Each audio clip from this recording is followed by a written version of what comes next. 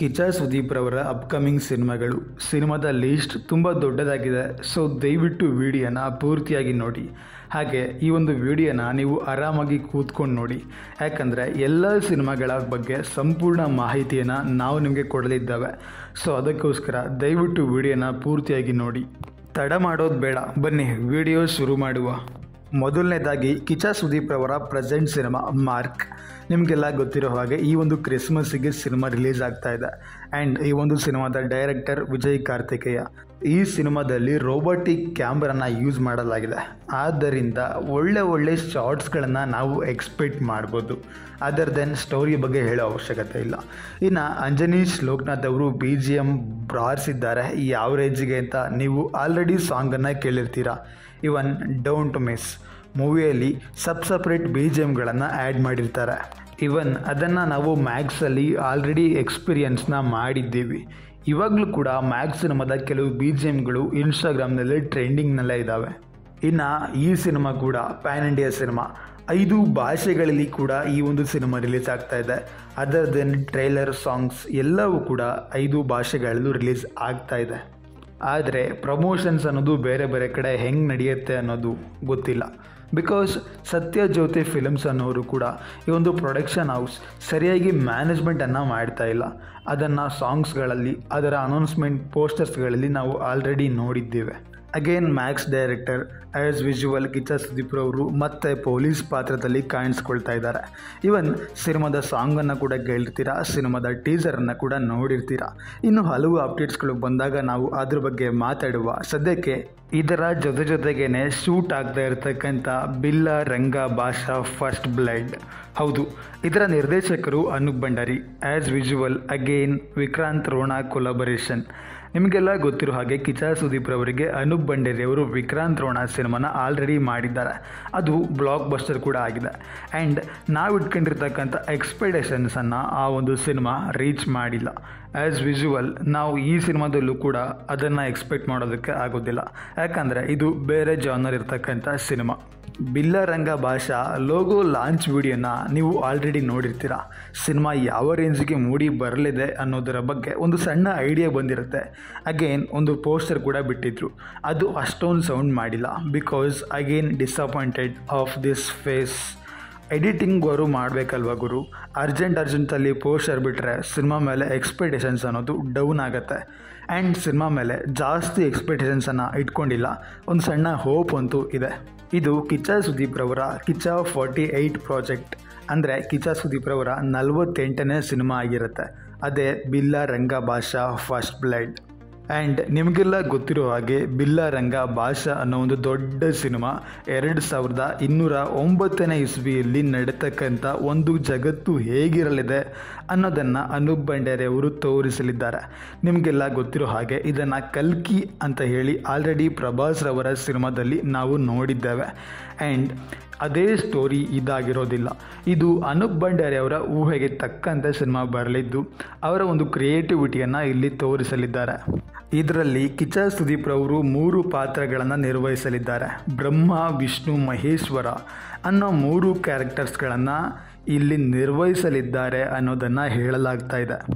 ಬಿಲ್ಲ ರಂಗ ಭಾಷಾ ಸಿನಿಮಾಗೋಸ್ಕರ ಕಿಚ್ಚ ಸುದೀಪ್ ರವರು ಸರಿಯಾಗಿ ವರ್ಕೌಟನ್ನು ಮಾಡ್ತಾ ಇದ್ದಾರೆ. ಈವನ್ ಅದನ್ನು ಲೇಟೆಸ್ಟ್ ಪೋಸ್ಟರ್ಸ್ಗಳನ್ನು ಕೂಡ ನೀವಿಲ್ಲಿ ನೋಡ್ತಾ ಇರ್ಬೋದು. ಬಿಲ್ಲ ರಂಗ ಭಾಷಾಗೋಸ್ಕರ ಕಿಚ್ಚ ಸುದೀಪ್ ರವರು ಯಾವ ರೇಂಜಿಗೆ ಕಸರತ್ತನ್ನು ಮಾಡ್ತಾ ಇದ್ದಾರೆ ಅಂತ. ಆ್ಯಂಡ್ ಬಿಲ್ಲ ರಂಗ ಭಾಷಾ ಸಿನಿಮಾದಲ್ಲಿ ವಿನಯ್ ಕುಮಾರ್ ಅವರು ಕೂಡ ಆ್ಯಕ್ಟಿಂಗನ್ನು ಮಾಡ್ತಾ ಇದ್ದಾರೆ. ಅವರ ಬಾಡಿಯನ್ನು ಕೂಡ ನೀವು ಆಲ್ರೆಡಿ ನೋಡಿರ್ತೀರ. ಅನೂಪ್ ಭಂಡಾರಿ ಅವರು ಬಿಟ್ಟಂಥ ಪ್ರೋಮೋದಲ್ಲಿ statue of liberty, Eiffel tower and Taj Mahal, ಮುಂದಿನ ಪ್ರಪಂಚ ಎಷ್ಟು ಹಾಳಾಗಲಿದೆ, ಹಾಗೆ ಅದನ್ನೆಲ್ಲ ಉದ್ಧಾರ ಮಾಡೋದು ಯಾರು, ಅದು ಹೇಗೆ ಹಾಳಾಗತ್ತೆ ಅನ್ನೋದನ್ನು ಇಲ್ಲಿ ಸ್ಪಷ್ಟವಾಗಿ ತೋರಿಸ್ತಾ ಇದ್ದಾರೆ. ಇವನ್ ಸಿನಿಮಾದಲ್ಲೂ ಕೂಡ ನಾವು ಅದನ್ನು ಎಕ್ಸ್ಪೆಕ್ಟ್ ಮಾಡ್ಬೋದು. ಈ ಸಿನಿಮಾದ ಪ್ರೊಡಕ್ಷನ್ ಹೌಸ್ ಹನುಮ ಸಿನಿಮಾದ ಪ್ರೊಡ್ಯೂಸರ್ಸ್ ಆಗಿರ್ತಾರೆ. ಪ್ರೈಮ್ ಶೋ ಎಂಟರ್ಟೈನ್ಮೆಂಟ್ ಅನ್ನೋ ಒಂದು ಪ್ರೊಡಕ್ಷನ್ ಹೌಸ್ ಬಿಲ್ಲ ರಂಗ ಭಾಷಾ ಸಿನಿಮಾಗೆ ಬಂಡವಾಳವನ್ನು ಹೂಡ್ತಾ ಇದ್ದಾರೆ. ಇವನ್ ಬಿಲ್ಲ ರಂಗ ಭಾಷಾ ಅನ್ನೋದು ಒಂದು ಪ್ಯಾನ್ ಇಂಡಿಯಾ ಸಿನಿಮಾ ಆಗಿರುತ್ತೆ. ಇದು ಬಹು ಭಾಷೆಗಳಲ್ಲಿ ರಿಲೀಸ್ ಆಗಲಿದೆ. ಅದರ ಹೆಚ್ಚಿನ ಭಾಷೆಗಳಲ್ಲಿ ರಿಲೀಸ್ ಆಗುವಂಥ ಸಾಧ್ಯತೆಗಳು ಯಾವುದೂ ಕೂಡ ಇಲ್ಲ. 5 ಭಾಷೆಗಳಲ್ಲಿ ಸಿನಿಮಾನ ಡಬ್ ಮಾಡ್ತಾ ಇದ್ದಾರೆ, ಪ್ಯಾನ್ ಇಂಡಿಯಾದಲ್ಲಿ ರಿಲೀಸ್ ಮಾಡ್ತಾ ಇದ್ದಾರೆ. ಬೇರೆ ದೇಶಗಳಲ್ಲಿ ಹೋಗೋ ಪ್ಲಾನಿಂಗ್ಸ್ ಏನಾದರೂ ಇದ್ದರೆ ಅನೂಪ್ ಭಂಡಾರಿ ಅವ್ರಿಗೆ ಸ್ಟಾರ್ಟಿಂಗಲ್ಲೇ ಒಂದು ನಮಸ್ಕಾರ ಹೇಳ್ತೀನಿ. ಹೀಗೆ ಹೇಳ್ತೀನಿ ಅಂತ ಅಂದ್ಕೋಬೇಡಿ, ಯಾಕಂದರೆ ವಿಕ್ರಾಂತ್ ರೋಣ ಸಿನಿಮಾನ 50ಕ್ಕೂ ಹೆಚ್ಚು ದೇಶಗಳಲ್ಲಿ ರಿಲೀಸ್ ಮಾಡ್ತೀವಿ ಅಂತ ಅನೌನ್ಸ್ಮೆಂಟನ್ನು ಮಾಡಿದ್ದು 5 ದೇಶಗಳಲ್ಲಿ ಕೂಡ ಇವರು ಸರಿಯಾಗಿ ರಿಲೀಸ್ ಮಾಡಿಲ್ಲ. ಅದರ್ ದೆನ್ ಸ್ಟೋರಿ ಕೂಡ ಸ್ವಲ್ಪ ಡಲ್ ಆಗಿತ್ತು. ಹೋಗಲಿ ಬಿಡಿ, ಮುಗ್ದೋಗಿರೋದ್ರ ಬಗ್ಗೆ ಎಷ್ಟು ಅಂತ ಮಾತಾಡುವ. ಇನ್ನು ಕಿಚ್ಚ ಸುದೀಪ್ ಅವರ ಮುಂದಿನ ಸಿನಿಮಾ KK ದಿ ಫಿಲ್ಮ್. ಈ ಒಂದು ಸಿನಿಮಾದ ಡೈರೆಕ್ಷನ್ ಕಿಚ್ಚ ಸುದೀಪ್ ರವರದ್ದು. ಕಿಚ್ಚ ಸುದೀಪ್ ರವರು ಆಫ್ಟರ್ 10 ಇಯರ್ಸ್ ಆದಮೇಲೆ ಮತ್ತೆ ಅವರ ಡೈರೆಕ್ಷನ್ನಲ್ಲಿ ಒಂದು ಸಿನಿಮಾದ ಪ್ರಾಜೆಕ್ಟನ್ನು ತಗೊಂಡು ಬಂದಿದ್ದಾರೆ. ಆ್ಯಂಡ್ ತುಂಬ ಜನಕ್ಕೆ ಒಂದು ಕನ್ಫ್ಯೂಸ್ ಇರುತ್ತೆ, ಇದು ಕೂಡ ರೀಮೇಕ್ ಸಿನಿಮಾನೇ ಅಂತ. ಡೋಂಟ್ ವೆರಿ ಗಾಯ್ಸ್, ಇದು ಖಂಡಿತ ರೀಮೇಕ್ ಸಿನಿಮಾ ಅಲ್ಲ. ಇದು ಕಿಚ್ಚ ಸುದೀಪ್ ರವರು ಸ್ವತಃ ಕಷ್ಟಪಟ್ಟು ಕೂತ್ಕೊಂಡು ಕ್ರಿಯೇಟಿವ್ ಆಗಿ ಕ್ರಿಯೇಟ್ ಮಾಡಿರ್ತಕ್ಕಂಥ ಒಂದು ಸ್ಟೋರಿ. ಕಿಚ್ಚ ಸುದೀಪ್ ರವರು ಒಂದು ಗ್ಯಾಂಗ್ಸ್ಟರ್ ಸಿನಿಮಾದ ಸ್ಟೋರಿಯನ್ನು ಕ್ರಿಯೇಟ್ ಮಾಡ್ತಿದ್ದಾರೆ. ಅದು ಮಾನ್ಸ್ಟರ್ ಆಗುತ್ತೋ ಗ್ಯಾಂಗ್ಸ್ಟರ್ ಆಗುತ್ತೋ ಕಾದು ನೋಡಬೇಕು. ಇನ್ನು ಈ ಒಂದು ಸಿನಿಮಾಗೆ ಬಂಡವಾಳವನ್ನು ಹಾಕ್ತಾ ಇರ್ತಕ್ಕಂಥದ್ದು KRG ಕನೆಕ್ಟ್ಸ್. ನಿಮಗೆಲ್ಲ ಗೊತ್ತು, ಈ ಒಂದು ಕೊಲಾಬರೇಷನ್ ಆಲ್ರೆಡಿ ಬಂದಿದೆ. ಆದರೆ ಇವರ ಒಂದು ಪ್ರೊಡಕ್ಷನ್ ಹೌಸಿಂದಾನೇ ಬಂದಿರತಕ್ಕಂಥ project KK the film. Other then ಇನ್ನೊಂದು ಪ್ರಾಜೆಕ್ಟ್ ಅಂತ ಹೇಳೋದಾದರೆ ಅದು ಮ್ಯಾಕ್ಸ್ 2. ನಿಮಗೆಲ್ಲ ಗೊತ್ತಿರೋ ಹಾಗೆ ಮ್ಯಾಕ್ಸ್ 2 ಸಿನಿಮಾ ಇಷ್ಟೊತ್ತಿಗಾಗಲೇ ಶೂಟಿಂಗ್ ಸ್ಟಾರ್ಟ್ ಆಗಬೇಕಿತ್ತು. ಆದರೆ ಕಾರಣಾಂತರಗಳಿಂದ ಮ್ಯಾಕ್ಸ್ 2 ಬಂದಿಲ್ಲ.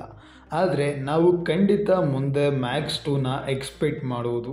ಅದರ ಪ್ರೀಕ್ವೆಲ್ ಅಥವಾ ಅದರ ಸೀಕ್ವೆಲನ್ನು ಖಂಡಿತ ಮ್ಯಾಕ್ಸ್ 2 ಸ್ಟೋರಿ ಆಗುತ್ತೆ. ಇದನ್ನು ಸ್ವತಃ ವಿಜಯ್ ಕಾರ್ತಿಕೇಯ ಅವರೇ ಒಂದು ಇಂಟರ್ವ್ಯೂನಲ್ಲಿ ಕೂತ್ಕೊಂಡಾಗ ಹೇಳಿದ್ದಾರೆ. ಮ್ಯಾಕ್ಸ್ 2 ಸಿನಿಮಾದ ಪ್ಲ್ಯಾನಿಂಗ್ ಕೂಡ ಇದೆ, ಅದು ಕೂಡ ಮಾಡ್ತೀವಿ ಅಂತ. ಆ್ಯಂಡ್ ಕಿಚ್ಚ ಸುದೀಪ್ ಅವ್ರಿಗೂ ಕೂಡ ಇದ್ರ ಬಗ್ಗೆ ಐಡಿಯಾ ಇದೆ. ಆದರೆ ಈ ಒಂದು ಪ್ರಾಜೆಕ್ಟ್ ಯಾವಾಗ ಟೇಕ್ ಆಫ್ ಆಗುತ್ತೆ ಅಂತ ಹೇಳಲಿಕ್ಕಾಗಲ್ಲ. ಹಾಗೆ ಈ ಒಂದು ಪ್ರಾಜೆಕ್ಟ್ ಖಂಡಿತವಾಗ್ಲೂ ಬಂದೇ ಬರುತ್ತೆ ಅಂತ ಕೂಡ ಹೇಳಲಿಕ್ಕಾಗಲ್ಲ. ಆದರೆ ಮ್ಯಾಕ್ಸ್ 2 ಕ್ರೇಜ್ ಅಂತೂ ಇರೋದು ನಿಜ. ಅದ್ರ ಬಗ್ಗೆ ನಾವು ಮತ್ತೆ ಅಪ್ಡೇಟ್ಸನ್ನು ಕೊಟ್ಟಾಗ ಮಾತಾಡುವ. ಬನ್ನಿ ಮುಂದಿನ ಪ್ರಾಜೆಕ್ಟ್ಗೆ ಹೋಗೋಣ. ಕಿಚ್ಚ ಸುದೀಪ್ ರವರ ಮುಂದಿನ ಪ್ರಾಜೆಕ್ಟ್ ಅಂದರೆ ಅದು ಸಂತೋಷ್ ಆನಂದರಾಮ್ ಹಾಗೆ ಕಿಚ್ಚ ಸುದೀಪ್ ರವರ ಕಾಂಬಿನೇಷನ್ನಲ್ಲಿ ಬರ್ತಾ ಇರತಕ್ಕಂಥ ಒಂದು ಹೊಸ ಅದ್ಭುತ ಸಿನಿಮಾ. ಇದರ ಬಗ್ಗೆ ಈಗ ಆಲ್ರೆಡಿ ಸುದೀಪ್ ರವರು ಮಾತನಾಡಿ ಸ್ಟೋರಿಯನ್ನು ಕೇಳಿ ಕಥೆಯನ್ನು ಒಪ್ಕೊಂಡಿದ್ದಾರೆ. ಈ ಒಂದು ಪ್ರಾಜೆಕ್ಟ್ ಅನೌನ್ಸ್ಮೆಂಟನ್ನು ಆದಷ್ಟು ಬೇಗ ಮಾಡ್ತಾರೆ. ಅದನ್ನು ಅಫಿಷಿಯಲ್ ಆಗಿ ಅನೌನ್ಸ್ಮೆಂಟ್ ಮಾಡೋವರೆಗೂ ಸಮಾಧಾನ ಇರಲಿ. ಆ್ಯಂಡ್ ಇದಕ್ಕೆ ಒಂದು ಸಾಂಗ್ಸನ್ನು ಹಾಡ್ತಾ ಇರ್ತಕ್ಕಂಥವ್ರು ಥಾಮಸ್. ನಿಮಗೆಲ್ಲ ಗೊತ್ತಿರ್ಬೋದು, ದೇ ಕಾಲ್ ಹಿಮ್ OG ಅನ್ನೋ ಒಂದು ಸಾಂಗಿಗೆ ಯಾವ ರೇಂಜಿಗೆ ಬ್ಯಾಕ್ಗ್ರೌಂಡ್ ಮ್ಯೂಸಿಕನ್ನು ಬಾರಿಸಿದ್ದಾರೆ ಅಂತ. ಆ್ಯಂಡ್ ಈ ಒಂದು ಸಿನಿಮಾದ ಪ್ರಾಜೆಕ್ಟಲ್ಲಿ ವಿಜಯ್ ಪ್ರಕಾಶ್ ಅವರು ಹಾಡನ್ನು ಹಾಡಲಿದ್ದಾರೆ. ಇದರ ಬಗ್ಗೆ ಹೆಚ್ಚಾಗಿ ಮಾಹಿತಿಗಳು ಸಿಕ್ಕಾಗ ಮತ್ತೆ ಮಾತಾಡುವ. ಆದರೆ ಈ ಒಂದು ಪ್ರಾಜೆಕ್ಟ್ ಬರೋದಂತೂ ಕನ್ಫರ್ಮ್. ಇದರ ಜೊತೆಗೆ ಮತ್ತೊಂದು ಸಿನಿಮಾ ಶೂಟ್ ಆಗುತ್ತೆ. ಅದು ಬಿಲ್ಲ ರಂಗ ಭಾಷಾ ಫಸ್ಟ್ ಬ್ಲಡ್ ಆದ ನಂತರ ಬರ್ತಾ ಇರ್ತಕ್ಕಂಥ ಸೆಕೆಂಡ್ ಪಾರ್ಟ್ ಬಿಲ್ಲ ರಂಗ ಭಾಷಾ ಸೆಕೆಂಡ್ ಬ್ಲಡ್. ಹೌದು ಬಾಸ್, ನಿಮಗೆಲ್ಲ ಗೊತ್ತಿರೋ ಹಾಗೆ ಬಿಲ್ಲ ರಂಗ ಭಾಷಾ ಬರೀ ಒಂದು ಚಾಪ್ಟರ್ 1 ಅಲ್ಲ, ಇದು ಚಾಪ್ಟರ್ 2 ಕೂಡ ಬರಲಿದೆ. ಅದರ ಕಥೆಗಳು ಕೂಡ ಆಲ್ರೆಡಿ ರೆಡಿಯಾಗಿದ್ದಾವೆ. ಅನೂಪ್ ಭಂಡಾರಿ ಅವರು ಬಿಲ್ಲ ರಂಗ ಬ್ಲಡ್ 1 ಅಲ್ಲೇ 2ನ ಶೂಟ್ ಮಾಡ್ತಾರೋ, 1ನ ಶೂಟ್ ಮಾಡಿ ಆಫ್ಟರ್ ಟೈಮ್ ತೊಗೊಂಡು 2ನ ಶೂಟ್ ಮಾಡ್ತಾರೋ ಗೊತ್ತಿಲ್ಲ. ಆದರೆ ಬಿಲ್ಲ ರಂಗ ಭಾಷಾ ಬ್ಲಡ್ ಸೆಕೆಂಡ್ ಬ್ಲಡ್ ಬರೋದಂತೂ ಕನ್ಫರ್ಮ್ ಆಗಿದೆ.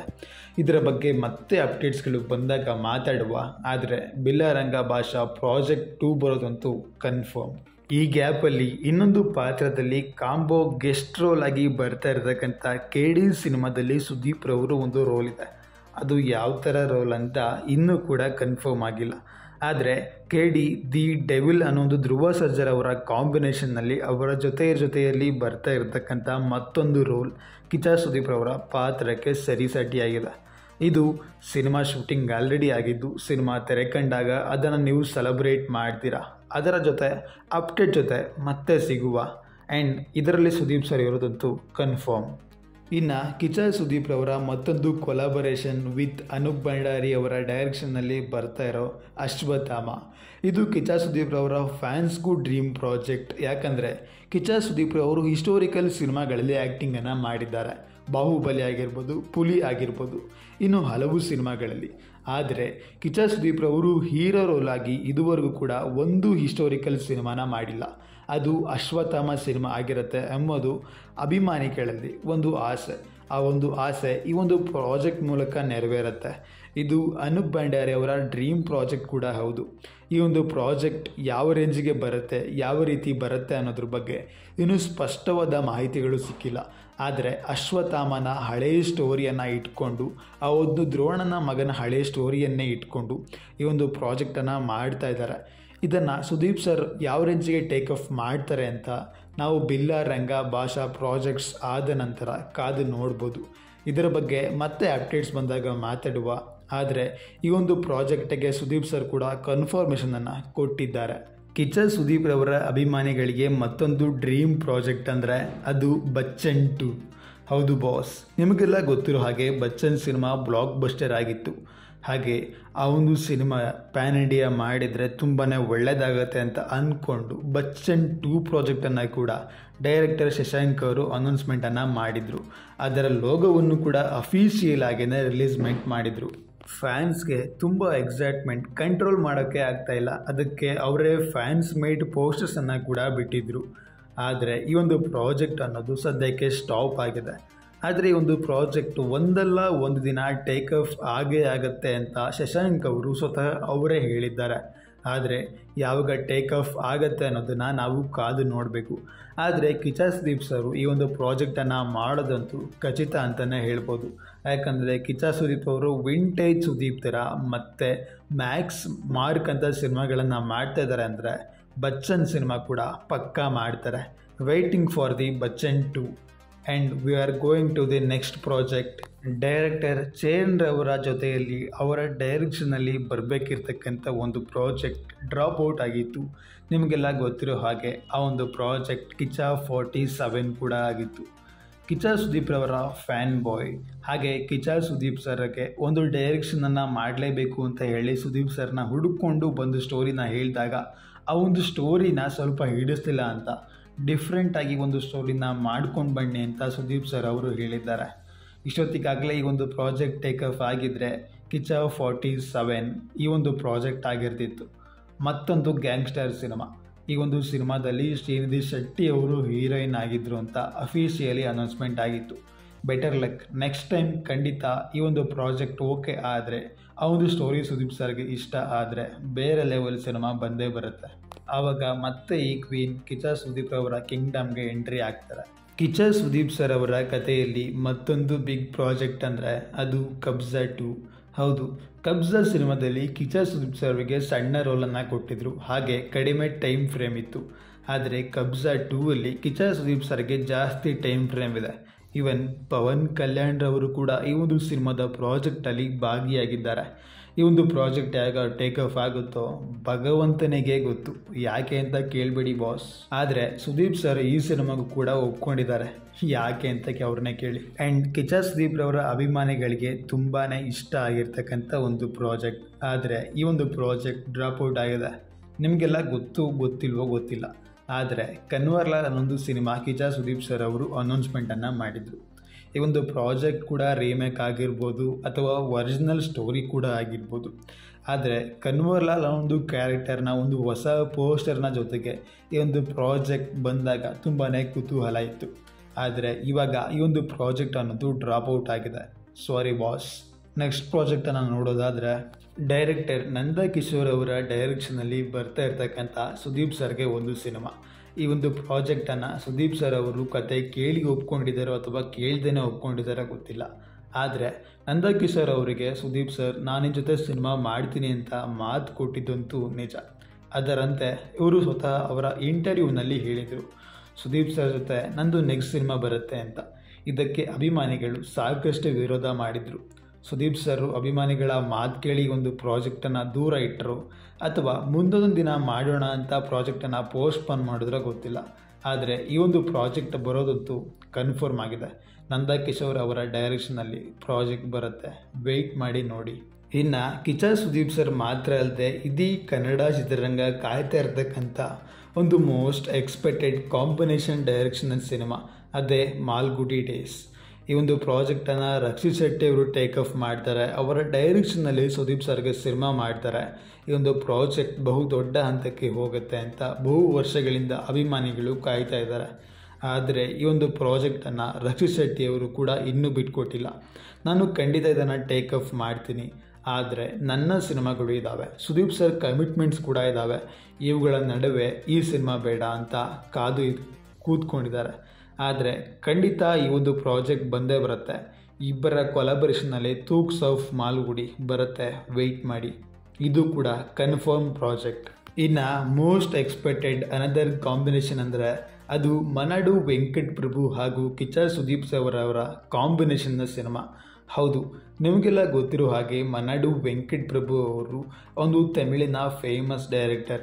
ಇವರು ಸುದೀಪ್ ಸರ್ಗೆ ಡೈರೆಕ್ಷನ್ ಮಾಡ್ತೀನಿ ಅಂತ ಆಲ್ರೆಡಿ ಕಥೆನ ಹೇಳಿ ಒಪ್ಪಿಸಿದ್ದಾರೆ. ನಿಮಗೆಲ್ಲ ಗೊತ್ತಿರೋ ಹಾಗೆ ಕಿಚ್ಚ ಸುದೀಪ್ ಸರ್ ಅವರು ತಮ್ಮ ಬರ್ತ್ಡೇಯಲ್ಲಿ ಕೂಡ ಹೇಳಿದರು, ಮನಾಡು ವೆಂಕಟ್ ಪ್ರಭು ಅವ್ರ ಜೊತೆ ಒಂದು ಸಿನಿಮಾ ಮಾಡಲಿದ್ದೇವೆ, ಅದಕ್ಕೆ ಸ್ವಲ್ಪ ಟೈಮ್ ಬೇಕು ಅಂತ. ಈ ಒಂದು ಪ್ರಾಜೆಕ್ಟ್ ಕೂಡ ಕನ್ಫರ್ಮ್ ಆಗಿದೆ. ಅದರ ಅಪ್ಡೇಟ್ಸ್ಗಳು ಬಂದಾಗ ಮತ್ತೆ ಅದ್ರ ಬಗ್ಗೆ ಮಾತಾಡುವ.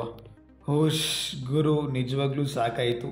ಈ ನಡುವೆ ನೀವು ನಮ್ಮ ಚಾನಲ್ಗೆ ಇನ್ನೂ ಸಬ್ಸ್ಕ್ರೈಬೇ ಮಾಡಿಲ್ಲ ಅಂದರೆ ಮಾಡಿಕೊಳ್ಳಿ. ಕಿಚ್ಚ ಸುದೀಪ್ ಸರ್ ಅವರ ಮುಂಬರುವ ಸಿನಿಮಾಗಳ ಬಗ್ಗೆ ಮಾತಾಡುವ ಬನ್ನಿ. ಇದು ಒಂದು ಡಿಸಪಾಯಿಂಟೆಡ್ ಪ್ರಾಜೆಕ್ಟ್ ಆದರೂ ಕೂಡ ಈ ಒಂದು ಪ್ರಾಜೆಕ್ಟ್ಗೆ ಓಕೆ ಹೇಳಿದರೆ ತಪ್ಪೇನಿಲ್ಲ ಅನಿಸ್ತು. ಹೌದು, ಆರ್ ಚಂದ್ರು ಅವರ ಡೈರೆಕ್ಷನ್ನಲ್ಲಿ ಕಿಚ್ಚ ಸುದೀಪ್ ಸರ್ಗೆ ಪೋಕ್ ಅಂದರೆ ಒಂದು ಪಾಕಿಸ್ತಾನ್ಗೆ ಸಂಬಂಧಪಟ್ಟಂಥ ಒಂದು ನೈಜ ಘಟನೆನ ಇಟ್ಕೊಂಡು ಸಿನಿಮಾನ ಮಾಡ್ತಾ ಇದ್ದಾರೆ. ಇದರಲ್ಲಿ ಕಿಚ್ಚ ಸುದೀಪ್ ಸರ್ ಅವರು ಆರ್ಮಿ ರೋಲಲ್ಲಿ ಕಾಣಿಸ್ಕೊಳ್ತಾ ಇದ್ದು, ಇದು ಒಂದು ಪ್ಯಾನ್ ವರ್ಲ್ಡ್ ಸಿನಿಮಾ ಆಗಿರಲಿದೆ, ಅಂದರೆ ಗ್ಲೋಬಲ್ ಸಿನಿಮಾ. ನಿಮಗೆಲ್ಲ ಗೊತ್ತಾ, ಈ ಒಂದು ಸಿನಿಮಾಗೆ ಕಥೆಯನ್ನು ಬರೆದಿರೋದು ಆರ್ ಚಂದ್ರು ಅವರಲ್ಲ, ರಾಜಮೌಳಿ ಅವರ ತಂದೆ.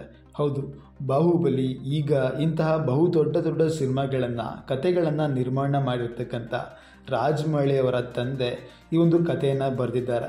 ಈವನ್ ಆರ್ ಚಂದ್ರು ಅವರು ಕೂಡ ಅವರ ಡೈರೆಕ್ಷನನ್ನು ಸ್ವಲ್ಪ ಬದಲಾವಣೆ ಮಾಡಿಕೊಂಡು ಒಂದು ಆಪರ್ಚುನಿಟಿ ಸಿಕ್ಕರೆ ಇಂಡಸ್ಟ್ರಿಯಲ್ಲಿ ಒಳ್ಳೆ ಹಿಟ್ ರೆಕಾರ್ಡನ್ನು ಮತ್ತೆ ಬರಿಬೋದು. ಆದರೆ ಸುದೀಪ್ ಸರ್ ಈ ಒಂದು ಪ್ರಾಜೆಕ್ಟನ್ನು ಒಪ್ಕೊಂಡಿರೋದಂತೂ ಕನ್ಫರ್ಮ್ ಆಗಿದೆ. ಆರ್ ಚಂದ್ರ ಅವರ ಡೈರೆಕ್ಷನ್ನಲ್ಲಿ ಕಬ್ಜಾ 2 ನಂತರ ಈ ಒಂದು ಪ್ರಾಜೆಕ್ಟ್ ಟೇಕ್ ಆಫ್ ಆಗಲಿದೆ. ಈ ನಡುವೆ ಸುದೀಪ್ ಸರ್ಗೆ ಡೈರೆಕ್ಷನ್ ಮಾಡಲಿಕ್ಕೆ ಅಂತ ಕೆಲವು ಕನ್ನಡ ಡೈರೆಕ್ಟರ್ಸ್ಗಳು ಕೂಡ ಕಾಯ್ತಾ ಇದ್ದಾರೆ.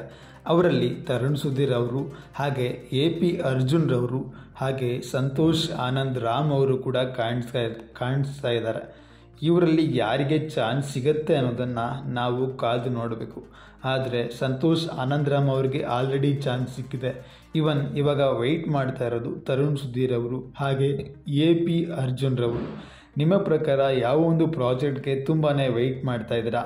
ಹಾಗೆ ಯಾವ ಒಂದು ಪ್ರಾಜೆಕ್ಟ್ ಅನ್ನೋದು ತುಂಬಾ ಇಷ್ಟ ಆಯಿತು ಅಪ್ಕಮಿಂಗ್ ಸಿನಿಮಾಗಳಲ್ಲಿ, ಅದ್ರ ಬಗ್ಗೆ ನಿಮ್ಮ ಅಭಿಪ್ರಾಯ ಅನಿಸಿಕೆಗಳನ್ನು ದಯವಿಟ್ಟು ಕಮೆಂಟ್ಸ್ ಮೂಲಕ ತಿಳಿಸಿ. ಹೆಚ್ಚಿನ ವಿಡಿಯೋಗಳಿಗೆ ಸಬ್ಸ್ಕ್ರೈಬ್ ಮಾಡಿಕೊಂಡು ಸಪೋರ್ಟ್ ಮಾಡಿ. ಮುಂದಿನ ವಿಡಿಯೋದಲ್ಲಿ ಸಿಗುವ. ನಮಸ್ಕಾರ.